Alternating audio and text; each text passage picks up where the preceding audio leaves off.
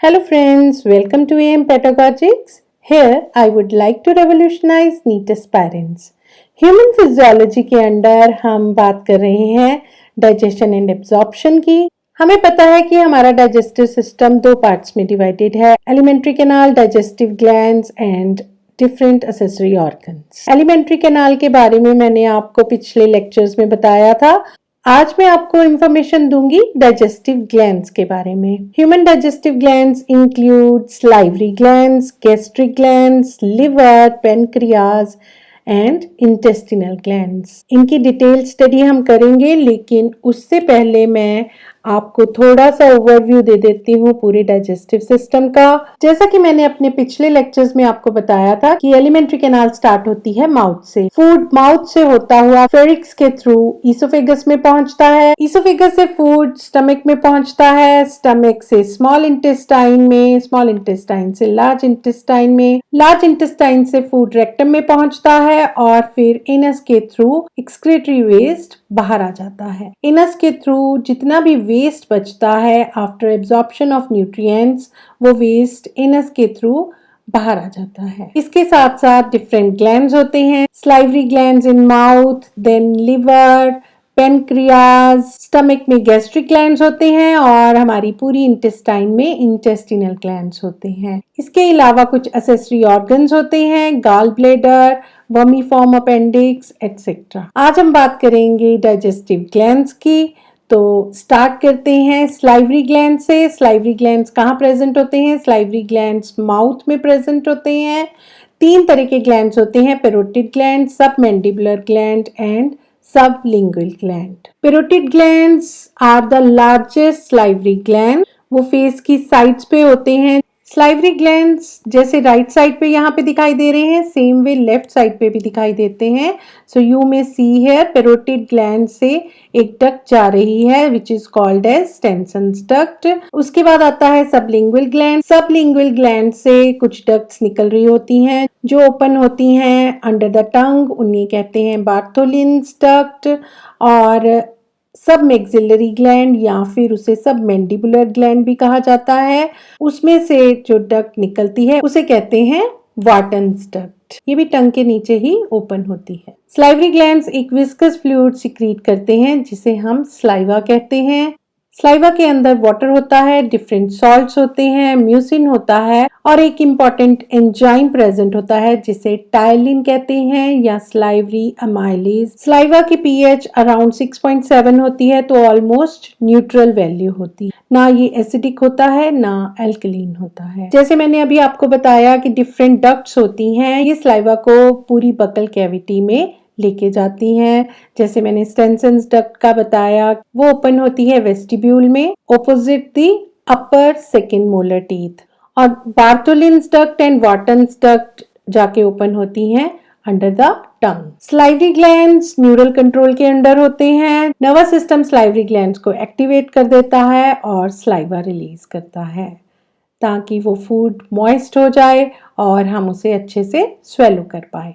Now, what are the functions of saliva? Functions की बात करें तो saliva moistens and lubricates the buccal mucosa, tongue, lips, thus making speech possible. Saliva also moistens food and changes it to a semi-solid mass ताकि हम उसे अच्छे से swallow कर पाएं। सलाइवा में जो केमिकल्स प्रेजेंट होते हैं वो टेस्ट बड्स को स्टिमुलेट करते हैं, इससे वो मॉइस्टेंड फूड हमें टेस्टी भी लगता है। Saliva washes mouth and tongue clear of cellular and food debris. जितने भी छोटे छोटे पार्टिकल्स हमारे फूड में रह जाते हैं after swallowing of bolus of food, saliva mouth को क्लियर भी कर देता है। जैसे मैंने आपको बताया कि पीएच 6.7 होती है, तो सलाइवा बकल कैविटी में जितनी भी एसिडिटी होती है उसे न्यूट्रलाइज कर देता है और टूथ डिके को प्रिवेंट करता है। Enzymes in saliva helps in digestion. Antibacterial agent in saliva kills many of the bacteria that enter the buccal cavity with food. Food के साथ कुछ छोटे छोटे बैक्टीरिया भी हमारे मुंह में चले जाते हैं, तो सलाइवा के अंदर जो एंटीबैक्टीरियल एजेंट्स होते हैं वो उन्हें किल कर देते हैं। यहाँ पे मैं आपको एक छोटा सा फैक्ट बताने वाली हूँ। आपने पेट्स तो रखे होंगे, ज्यादातर आपने एज पेट डॉग्स को रखा हुआ है।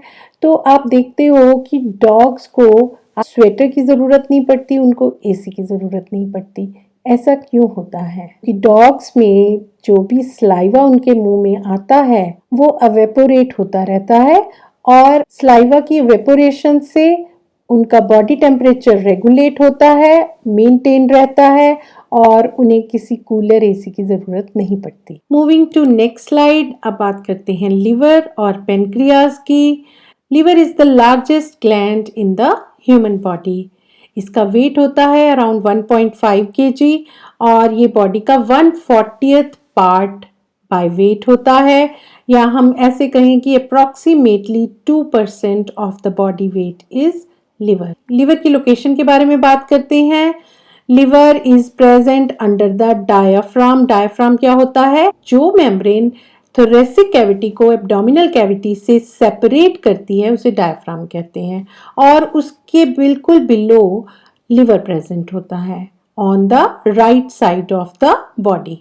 राइट साइड से लेके तकरीबन ये आगे सेंटर तक चला जाता है। You may see here this is the right lobe of the liver and here we have left lobe of the liver. इन दो मेन लोब्स की बैक साइड पे दो और लोब्स होते हैं जिसे हम क्वाड्रेट लोब और कॉर्डेट लोब कहते हैं। वो बहुत छोटे छोटे लोब्स होते हैं, तो इन टोटल 4 लोब्स होते हैं लिवर के। डायाफ्राम से जो लेयर लिवर को अटैच होती है उसे पेरिटोनियम कहते हैं। राइट लोब ऑफ लिवर के बिल्कुल नीचे एक छोटा सा सेंसरी ऑर्गन होता है जिसे गॉल ब्लैडर कहते हैं।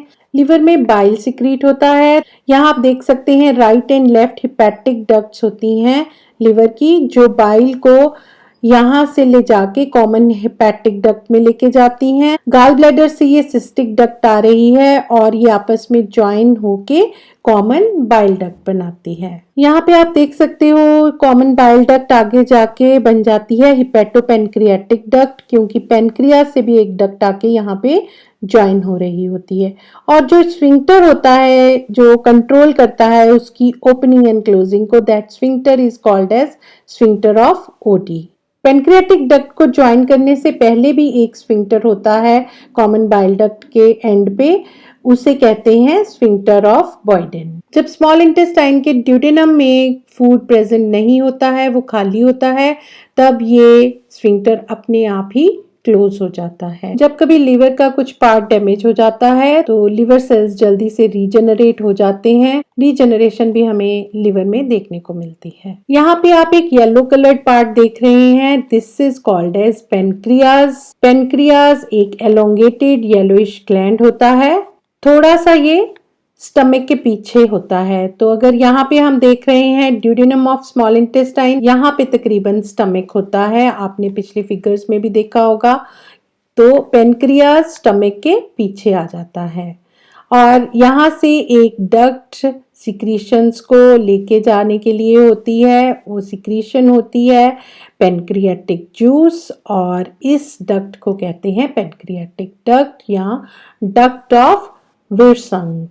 पेनक्रियाज अराउंड 16 सेंटीमीटर लॉन्ग होता है और 2.5 सेंटीमीटर वाइड होता है और इसका वेट होता है अराउंड 60 ग्राम्स। बहुत ही छोटा सा ऑर्गन होता है लेकिन बहुत ही जरूरी ऑर्गन होता है। एक एडल्ट ह्यूमन में रोज का 1 लीटर पेनक्रियाटिक जूस सिक्रीट होता है इन द पेनक्रियाज और इसकी पीएच वैल्यू अराउंड 8.8 होती है, यानी कि ये अल्कलीन होता है। पेनक्रियाटिक डक्ट या फिर डक्ट ऑफ विर्संग यहाँ पे जाके ओपन होती है इन द बाइल डक्ट और यहाँ पे ये बन जाती है, ये आप छोटा सा ग्रीन पार्ट देख रहे हैं, यहाँ ये डक्ट बन जाती है हिपेटोपेनक्रियाटिक डक्ट और ये जाके ओपन होती है इन द ड्यूडेनम। यहाँ पे जो स्फिंक्टर होता है उसे कहते हैं स्फिंक्टर ऑफ ऑडी। यहीं से कंट्रोल होता है कि बाइल और पेनक्रियाटिक जूस ड्यूडेनम में जाएंगे या नहीं जाएंगे।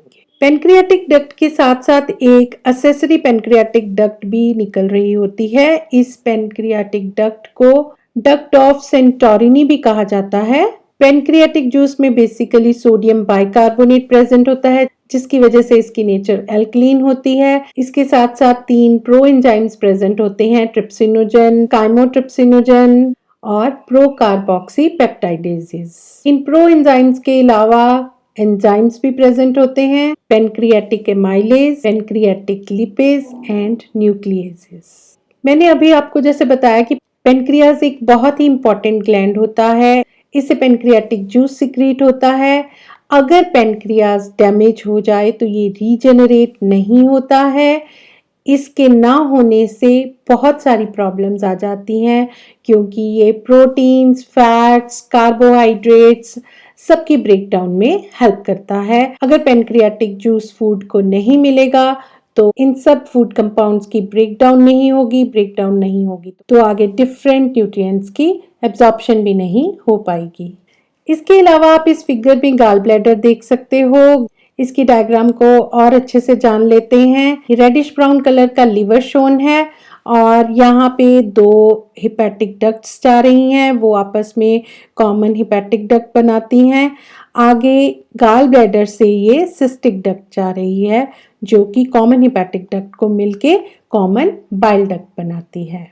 Gall bladder right lobe of liver के नीचे प्रेजेंट होता है। अगर गॉल ब्लैडर में कोई प्रॉब्लम आ जाए, जैसे कि गैल स्टोन आ जाए, तो इसको रिमूव भी कर दिया जाता है। इसके कारण बॉडी पे कोई इल इफेक्ट्स नहीं होते हैं। तो यहाँ पे हमने बात की मेजर ग्लैंड्स की, लिवर और पेनक्रियाज की। इसके साथ ही अब आगे बढ़ते हैं। स्टमक में जो इंटरनल लाइनिंग होती है उसके बारे में आप समझ लीजिए और फिर उसमें जो ग्लैंड्स होते हैं हम उसके बारे में बात करेंगे। तो गैस्ट्रोइंटेस्टिनल ट्रैक्ट या फिर स्टमक की जो लेयर्स होती हैं उन्हें जान लो। इंटरनल लाइनिंग तक पहुंचते पहुंचते 4 लेयर्स टोटल होती हैं। पहले सिरोसा, देन मस्कुलरिस एक्सटर्ना जो कि मस्कुलर लेयर होती है, देन सब mucosa and the inner most is mucosa. इस फिगर में आप और ज्यादा क्लियरली समझ सकते हो कि जहाँ पे फूड पार्टिकल्स टच हो रहे होते हैं that is epithelium, then pink one lamina propria, उसके बाद लेयर आ जाती है मस्कुलरिस म्यूकोसा और फिर उसके बाहर फिर से आप पिंक कलर देख सकते हो सब म्यूकोसा जो कि ये लेयर हो गई submucosa. Then internal and external muscular layers होती हैं जिन्हें मस्कुलरिस एक्सटर्ना कहते हैं। सबसे बाहर की लेयर को कहते हैं सिरोसा। आई थिंक पिछली डायग्राम से भी आपको काफी क्लियर हो गया होगा।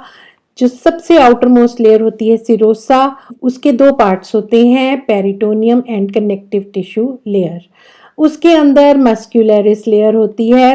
3 तरह की मसल लेयर्स होती हैं। सबसे outer one is longitudinal muscle layer, then circular muscle layer and third one is oblique muscle layer. उसके बाद आती है सब म्यूकोसा। सब म्यूकोसा में सब ब्लड वेसल्स होते हैं और उसके बाद बिल्कुल अंदर की जो लेयर होती है that is called as mucosa और स्टमक की इंटरनल लाइनिंग पे प्रेजेंट होते हैं गैस्ट्रिक ग्लैंड्स। और यहाँ पे आप छोटी छोटी पिट्स देख रहे हो, छोटे छोटे खड्डे देख रहे हो, ये ओपनिंग्स होती हैं गैस्ट्रिक ग्लैंड्स की जिन्हें हम गैस्ट्रिक पिट्स कहते हैं। Now let's discuss about these gastric glands.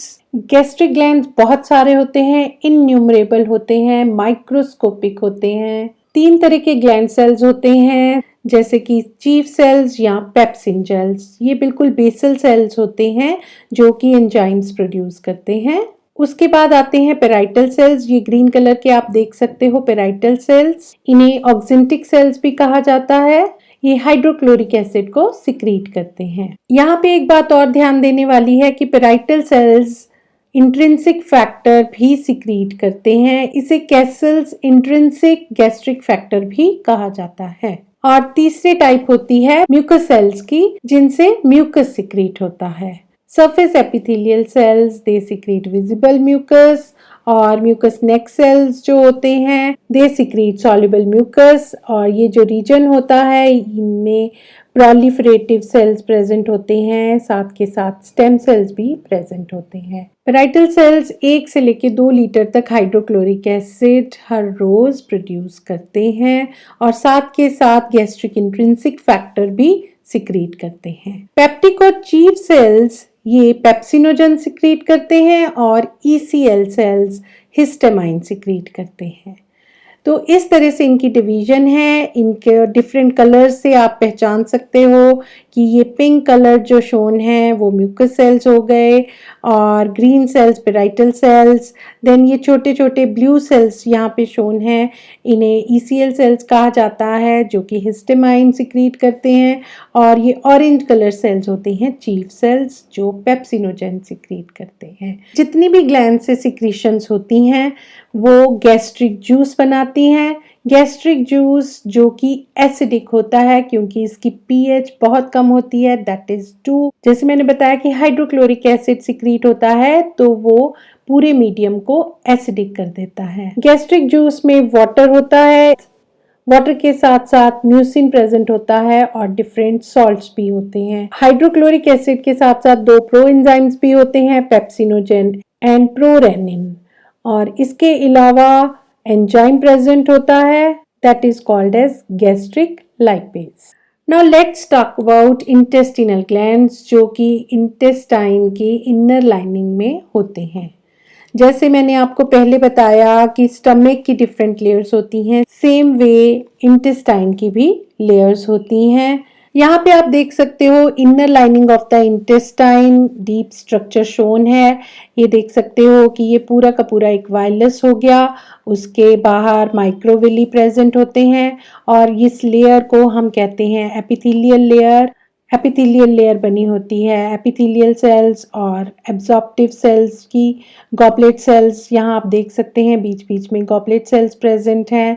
Endocrine cells भी प्रेजेंट होते हैं और यहाँ पे आप ग्लैंड देख रहे हो इंटेस्टिनल ग्लैंड, और ये आप कर्व्स देख सकते हो जिनमें कि ये प्रेजेंट होते हैं। इंटेस्टिनल ग्लैंड्स 2 तरह के होते हैं, एक तो हो गए क्रिप्ट्स ऑफ लिबरकोहन, इसके साथ साथ ब्रूनर्स ग्लैंड भी प्रेजेंट होते हैं। जितनी भी सिक्रेशंस होती हैं वो बनाती हैं इंटेस्टिनल जूस। इंटेस्टिनल जूस को सक्कस एंटेरिकस भी कहा जाता है। इसकी पीएच वैल्यू 8.3 होती है तो ये अल्कलीन होता है। इंटेस्टिनल जूस में बहुत सारे एंजाइम्स प्रेजेंट होते हैं जैसे कि aminopeptidases, dipeptidases, intestinal amylase, maltase, isomaltase, sucrase, lactase, intestinal lipase, nucleotidases, nucleosidases and enteropeptidase जिसे एंटेरोकाइनेज भी कहा जाता है। ये सब एंजाइम्स डिफरेंट फूड कंपाउंड्स को ब्रेक डाउन करने में हेल्प करते हैं, डिफरेंट न्यूट्रिएंट्स की एब्जॉर्प्शन में हेल्प करते हैं। इस स्ट्रक्चर को हम आगे और अच्छे से स्टडी कर सकते हैं। यहाँ पे आप देख सकते हो कि ये एक वायलस शोन है, स्ट्रक्चर ऑफ वायलस, और इसका ये एंड कहलाता है क्रिप्ट ऑफ लिबरकोहन। इसमें डिफरेंट कलर्ड सेल्स आप देख सकते हो। ऑरेंज कलर्ड सेल्स जो यहाँ पे शोन है उन्हें सरफेस एब्जॉर्प्टिव सेल्स कहा जाता है, you may see here. Blue coloured cells यहाँ पे जो शोन है उन्हें गॉबलेट सेल्स कहा जाता है। Then enteroendocrine cells, green coloured छोटे छोटे सेल्स यहाँ पे शोन है। देन पिंक कलर्ड सेल्स भी शोन है जिन्हें रीजनरेटिव सेल्स कहा जाता है जो रीजनरेशन में हेल्प करते हैं। और पेनिथ सेल्स, यहाँ बेसल पार्ट पे पेनिथ सेल्स प्रेजेंट होते हैं जो कि एंटीबैक्टीरियल लाइसोजाइम को सिक्रीट करता है। इनमें आर्जेंटाफिन सेल्स भी होते हैं जो कि सेरोटोनिन सिक्रीट करते हैं। नेक्स्ट फिगर के थ्रू आप इंटेस्टाइन को थोड़ा और समझ सकते हैं। ये सबसे बाहर की लेयर हो गई serosa, then muscular layer, muscularis externa, then submucosa, और उसके बाद आ जाती है म्यूकोसा। और ये डिफरेंट पार्ट्स शोन है जैसे कि ये ड्यूडेनम है, ड्यूडेनम में ड्यूडेनल ग्लैंड्स प्रेजेंट होते हैं, ब्रूनर्स ग्लैंड्स भी जिन्हें कहा जाता है। देन जुजिनम पार्ट शोन है और इलियम पार्ट शोन है। इलियम में ये आप देख सकते हो पेयर्स पैचेस शोन है। Pairs patches small white lymphoid patches होते हैं जो कि स्मॉल इंटेस्टाइन की म्यूकस मेम्ब्रेन में प्रेजेंट होते हैं। कोई भी इन्फेक्शन हो जाए तो ये इन्फेक्शन से फाइट करने में हेल्प करते हैं। Brunner's glands, Peyer's patches and crypts of Lieberkuhn को हम और अच्छे से समझ लेते हैं। Brunner's glands are found in duodenum only. Mucus secreting gland इसे कहा जाता है जो कि म्यूकस को सिक्रीट करते हैं। पेयर्स पैचेस लिम्फ नोड्यूल्स होते हैं, दे प्रोड्यूस लिम्फोसाइट्स जो कि फैगोसिटिक होते हैं और हार्मफुल बैक्टीरिया को किल करने में हेल्प करते हैं। और क्रिप्ट्स ऑफ लिवर कोहन, इन्हें इंटेस्टिनल ग्लैंड कहा जाता है, जो कि ड्यूडेनम में और इलियम में मिलते हैं। ये इंटेस्टिनल जूस सिक्रीट करते हैं जिसे सक्कस एंटेरिकस कहा जाता है और formed by folding of lamina propria, जैसे आप इस फिगर में देख सकते हो कि ये यहाँ इन फोल्ड्स में पाए जाते हैं। Moving to entrance corner. Entrance corner में मैं कुछ फैक्ट्स लेके आई हूँ। ट्रू और enzyme secreting salivary glands occur only in mammals. Whales and sea cows lack salivary glands. Whales और sea cows में salivary glands नहीं होते। saliva में एक एंटी माइक्रोबायल एंजाइम होता है जिसे लाइसोजाइम कहा जाता है। हैवी मेटल्स और ड्रग्स saliva के थ्रू एक्सक्रीट हो जाते हैं। Poison glands of snakes are the upper jaws labial glands that are homologous to the parotid glands of mammals. Homologous से मतलब कि सिमिलर होते हैं, जैसे कि मैमल्स में पेरोटिड ग्लैंड्स होते हैं, उसी तरह से स्नेक्स में poison glands. Intrinsic gastric factor is secreted by parietal cells of the gastric glands और हेल्प करता है विटामिन B12 की एब्जॉर्प्शन में। अगर ये विटामिन हमारी बॉडी को ना मिल पाए तो बोन मैरो, जो कि रेड कर्पसल्स बनाने में हेल्प करती है, तो वो सफिशिएंट क्वांटिटी में रेड कर्पसल्स नहीं बना पाती, तो जिसकी वजह से पर्निशियस एनीमिया होने का चांस होता है। Peristalsis is an involuntary movement of the gut by which food bolus is pushed backward. अब फूड हमारी बॉडी में माउथ के थ्रू अंदर जाता है, एलिमेंट्री कैनाल में ये कैसे पुश बैक होता है, फूड बॉलस आगे की तरफ कैसे बढ़ता है। इंटेस्टाइन में डिफरेंट मूवमेंट्स होती हैं, कभी कंस्ट्रिक्शन होती है तो कभी रिस्ट्रिक्शन होती है। इन इनवॉल्यूंटरी मूवमेंट्स को कहा जाता है पेरिस्टाल्सिस। इन मूवमेंट्स के कारण ही फूड ईसोफेगस से इनस तक पहुंच पाता है। आगे मैं लेके आ रही हूँ आपके लिए मॉक टेस्ट, जो कि बेस्ड है डाइजेशन एंड एब्सॉर्प्शन के ऊपर। मेरी वीडियोस को देखते जाएं, लाइक करें, शेयर करें and subscribe to my channel and press the bell icon.